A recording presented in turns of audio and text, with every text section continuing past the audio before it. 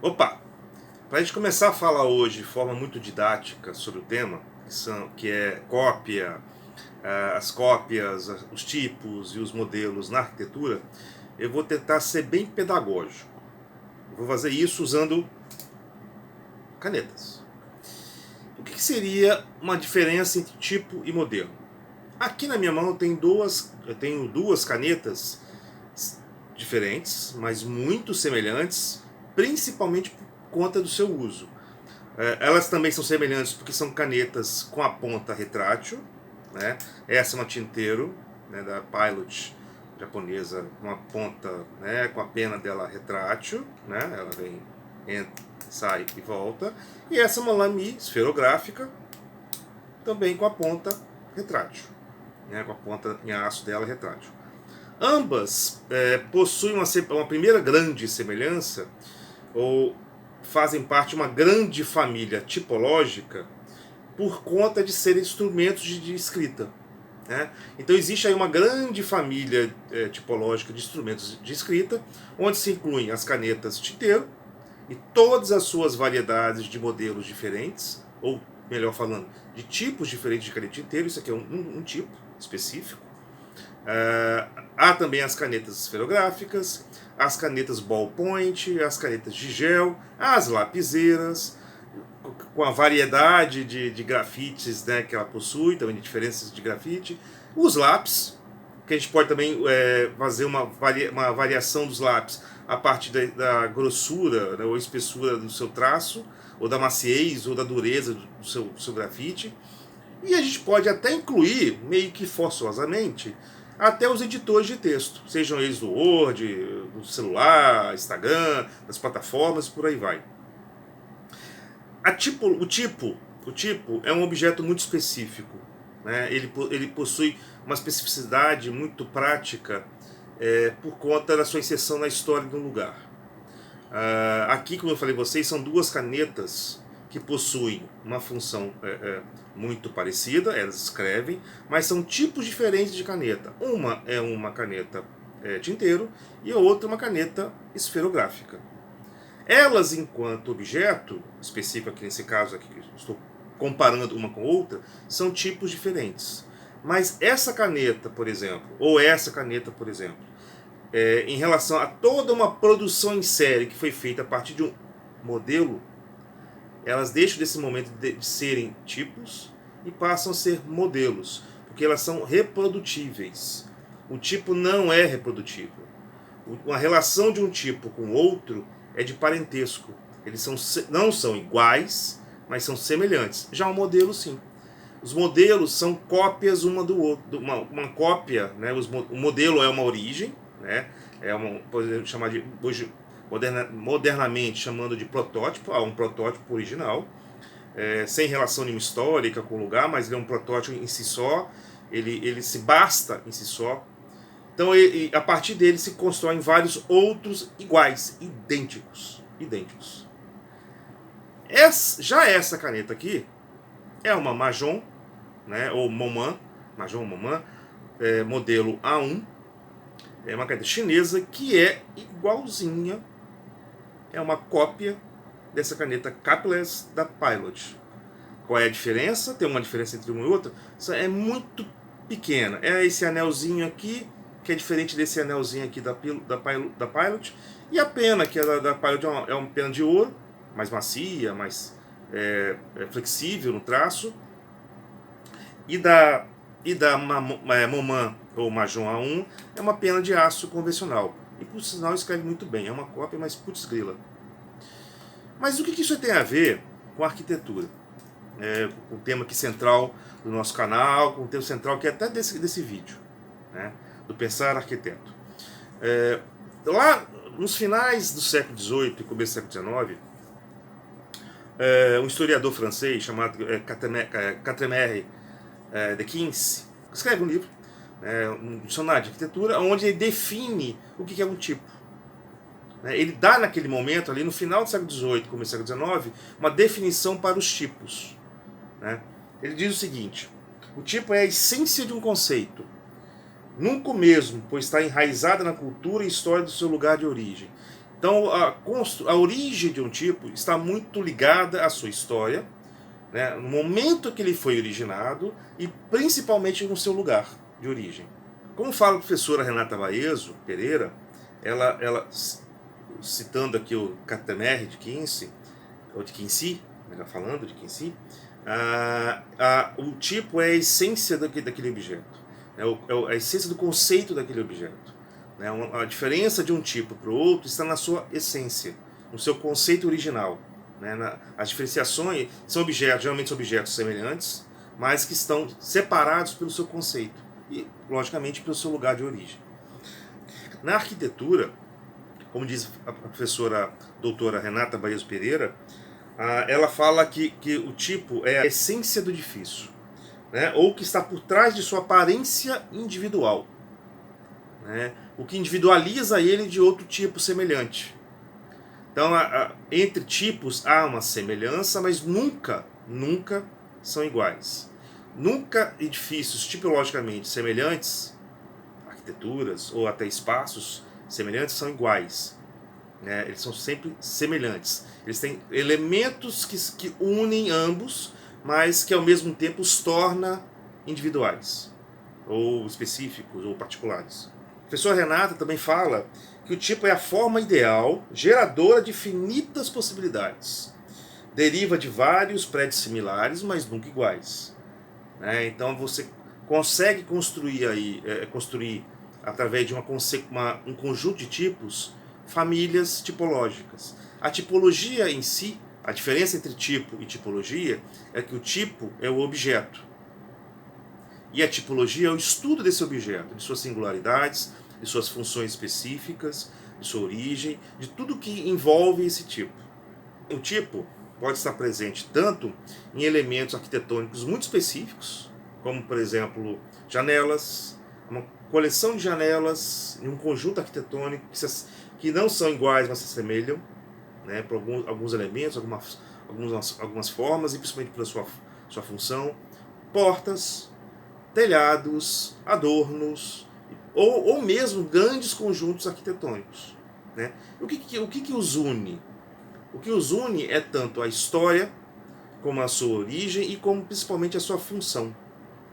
Né? Isso é muito intrínseco ao conceito de tipo dentro da arquitetura.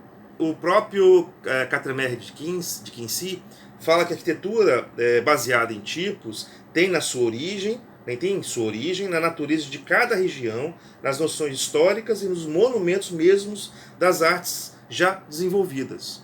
Isso, com essa fala do Catemer, a gente puxa para aquelas nossas clássicas aulas que todo estudante de arquitetura teve de história da arte. O que todos nós estudamos, aqueles vários estilos arquitetônicos, desde a antiguidade clássica até os dias atuais, nada mais são, em grande maioria, tipos. Quando você estuda elementos específicos de cada estilo arquitetônico, histórico, você está estudando tipos. Ou grandes famílias tipológicas. Aqueles adornos, aqueles telhados, aquelas formas de fachadas, aquele tipo de janela específica daquele estilo arquitetônico que difere do outro séculos depois, que esses detalhes, esses tipos vão alterando e modificando a arquitetura, mas na essência a função é a mesma. Catemer de Kinsey, como o Argan chama, de um homem, né, um homem exato ali do iluminismo, do período do iluminismo, ali no final do século XVIII, em seu trabalho, no seu dicionário de arquitetura, ele retira o conceito do tipo daquela esfera ainda muito marcante na época, dos arquétipos sagrados, né, das composições arquitetônicas baseadas em elementos sagrados, ou de conceitos ou significados sagrados. O tipo passa a ser agora, a partir de Catemer, um elemento cientificizante. Né? Ele está muito aliado à ciência como elemento de pesquisa. Né? Ele é dotado de razão, de objetivo, né? Muito específico e muito prático, e muito menos arquetípica, considerando aí o conceito de arquétipo como algo transmitido ou transmissível de gerações para gerações, sem muita evolução, É algo que é quase praticamente um modelo moral, nesse caso, a arquitetura, de se construir, né? Já o tipo não. Para 4MR, o tipo é um objeto que evolui no tempo e no espaço, né? Ele se transforma, ele se adapta a cada momento histórico diferente, né? Ele nunca é o mesmo de um tempo para o outro. Já considerando aqui uma diferença dos arquétipos do Jung, né, ou dos arquetipos, eles nunca se transformam, né? Eles são elementos transformadores. O Quatermain ainda continua explicando a questão do tipo como ele não era um produto de uma cópia. Pelo contrário, ele era um conceito do artista, né? De sua imaginação, algo único e transferível somente na essência. Então, diferente do modelo arquetípico, do arquétipo, que ele é transferível integralmente de gerações em gerações, de pai para filho, de mestre para aprendiz, o tipo não. O tipo não é uma cópia. Ele já nasce enquanto conceito ele vai se ajustando, se adaptando ao tempo e à história. Ele é aberto, como ele explica aqui, ele é aberto a uma variedade de interpretações, produzindo objetos semelhantes, mas nunca iguais. Aí que vem a diferença entre o modelo, né? O conceito de modelo que surge ainda no século XIX também é muito diferente daquele modelo arquetípico ou do arquétipo dos séculos anteriores. Ele não tem nada de sagrado, não tem nada de transferível de gerações por gerações por meio de valores orais ou morais. Não tem uma moralidade no modelo, né? Ele tem um objetivo muito claro, ele é funcional, né?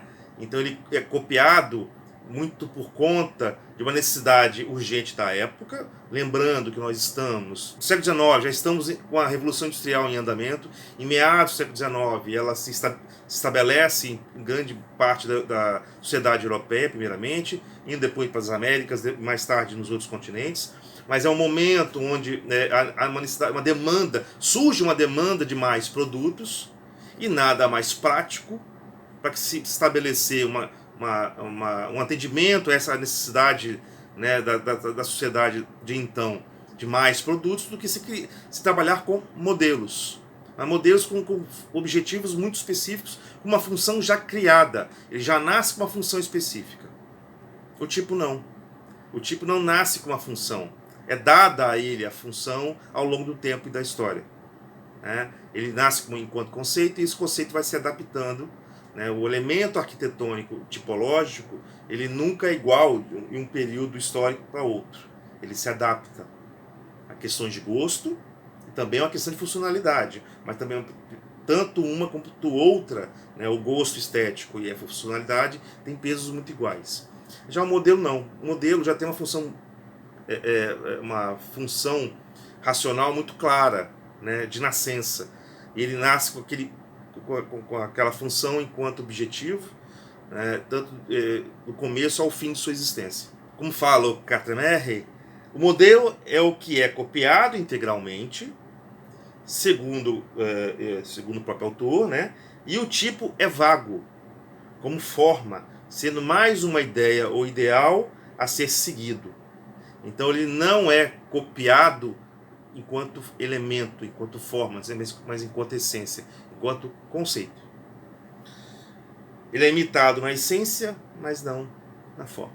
Então, é também nesse momento do século XIX que a arquitetura começa a passar por grandes transformações motivadas pela Revolução Industrial, né? E uma de suas grandes transformações agora não é mais uma preocupação histórica, ou basicamente só histórica, ou conceitual, mas sim uma questão de demanda. Existe agora uma demanda por produtos arquitetônicos que a própria Revolução Industrial criou dentro da sociedade, né, por conta de suas estruturas de permeabilidade, de rápida expansão de expansão e de oferecimento de produtos, e a arquitetura entrou também nesse caminho. né? Então, como eu falei antes, o modelo surgiu como elemento, o conceito do modelo surgiu como elemento muito fácil de ser reprodutível, né? Tanto para qualquer tipo de objeto quanto para a arquitetura. Então é um momento também que os próprios escritos do Quatermain de 15 são questionados, né? Já não há mais um sentido, no segundo alguns autores e alguns arquitetos, nessa discussão histórica sobre o tipo.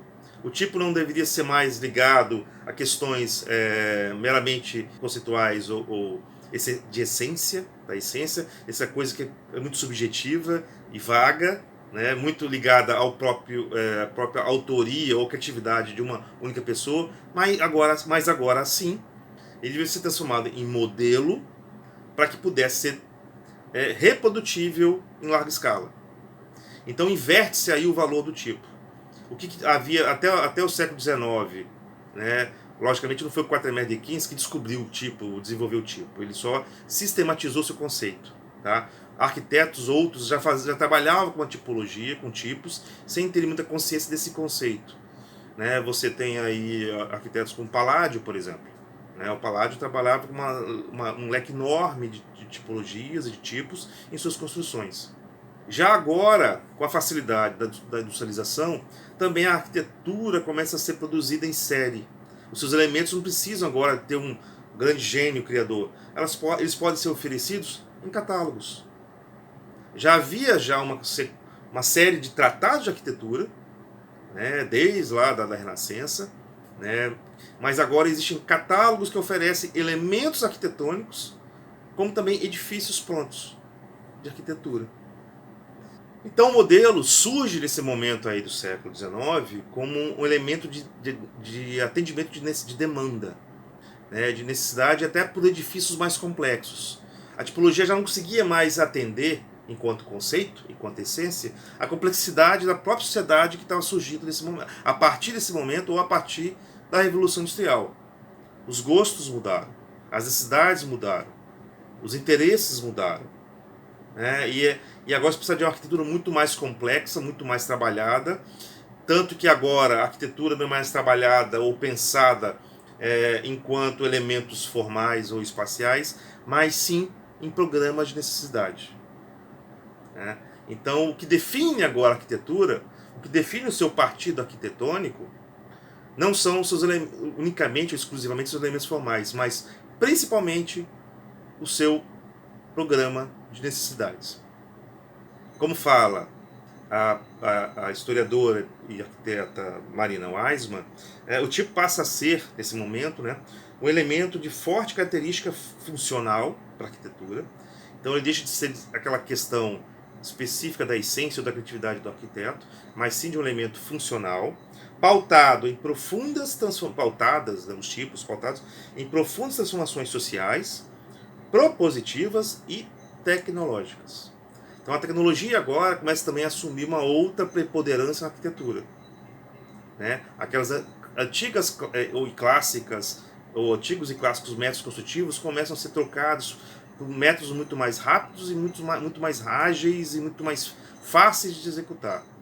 Não é à toa que a gente considerar aí no final do século XIX o surgimento do aço da construção civil, do concreto armado, do uso de elevadores, que esse conjunto, e de outras tecnologias, né, que esse conjunto de elementos novos, tecnológicos, vão transformar a arquitetura.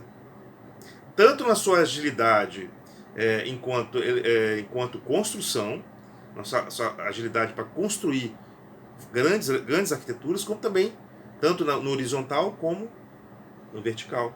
Não é à toa que começam a aparecer agora no final do século XIX os prédios em altura, pela facilidade que essas novas tecnologias oferecem. E a cidade muda com isso. O aspecto urbano começa a mudar com isso. A urbanidade começa a mudar com isso, mudar com essas tecnologias. O tamanho das cidades também mudam, também, não somente a partir das tecnologias. Uma das figuras primordiais desse momento aí de virada, do começo do século XIX, é o arquiteto Jean-Nicolas Louis Duran. O próprio Duran, em suas aulas e debates, ele também é um dos questionadores do Quatermain, Ele defendia uma arquitetura muito mais pragmática, muito mais objetiva, que pudesse ser reprodutível, né? Ele mesmo produziu uma série de catálogos, desenhos que poderiam ser reprodutíveis, né? Vou estar colocando aqui, vou colocar aqui nas imagens, né?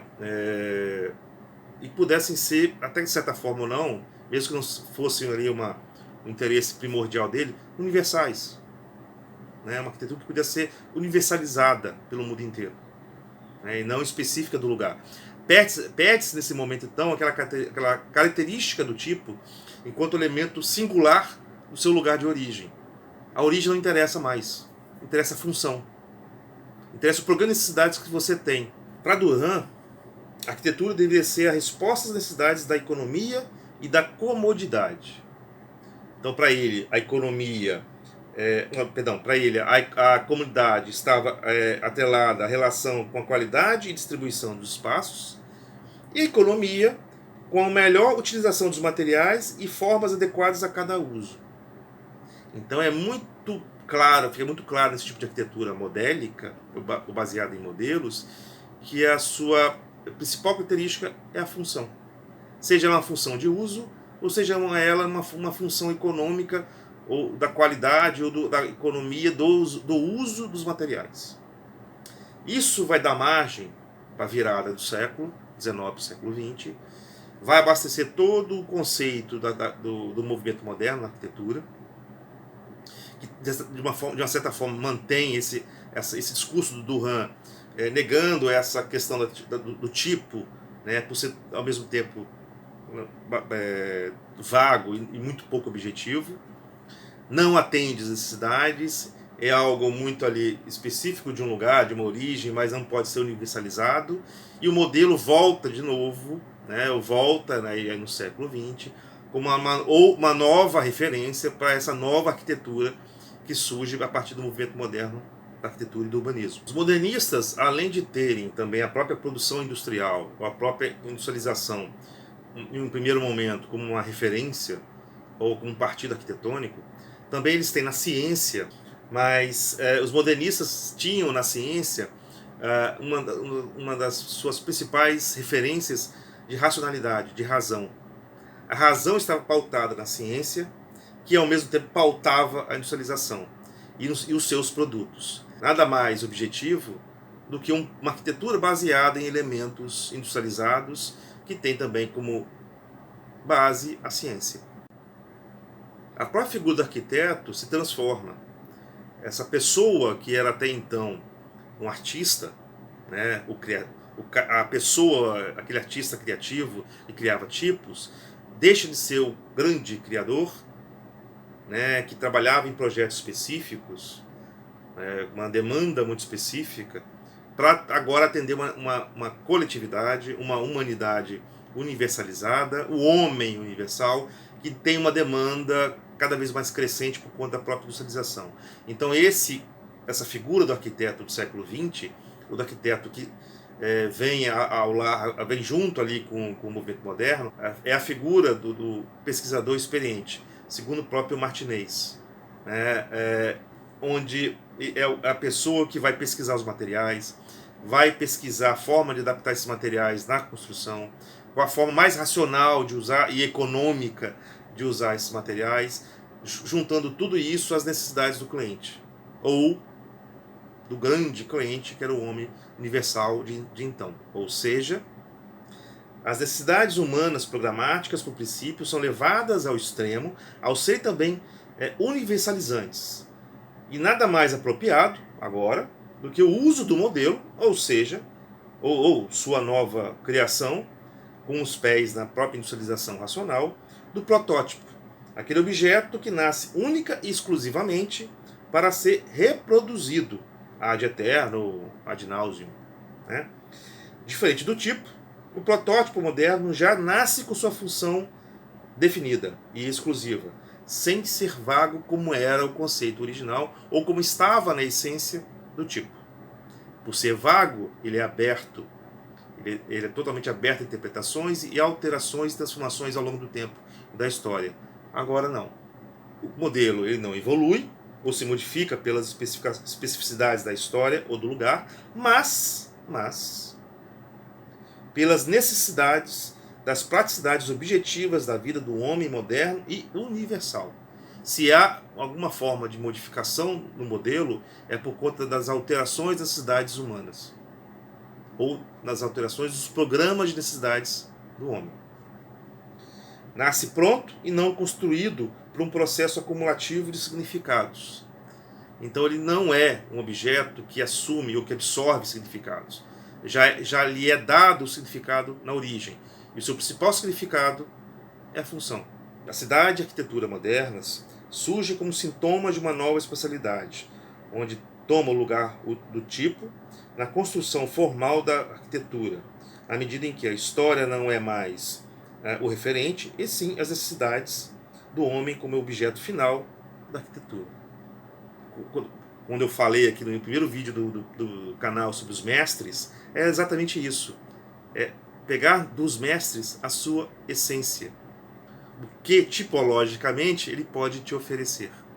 Quais são os elementos tipológicos de sua arquitetura que você pode absorver e trabalhar em cima deles. E deles tirar um significado. Ou melhor, dar-lhes novos significados. Espero que eu tenha me feito entendido, né, nessas diferenciações entre cópia, modelo e tipo. Tá? É um assunto que não se esgota aqui, é muito grande. Esse vídeo vai ficar grande para burro e é de propósito. Tá? E não se esgota aqui. Eu estou deixando aqui uma lista de referências bibliográficas, inclusive o meu trabalho minha dissertação de mestrado, que tem um capítulo inteiro sobre isso, sobre modelo e tipo. Eu falo sobre protótipo também, sobre arquétipo, então vale a pena dar uma lida, vale a pena dar uma estudada, vale a pena refletir sobre. Falou, gente? Acho que é isso. Ficou grande para burro, mas acho que eu tentei passar o recado. Se não entenderam, converse aqui comigo nos comentários que a gente vai bater no papo. Falou? Valeu, deixe lá seu like, um abraço. Tchau, tchau.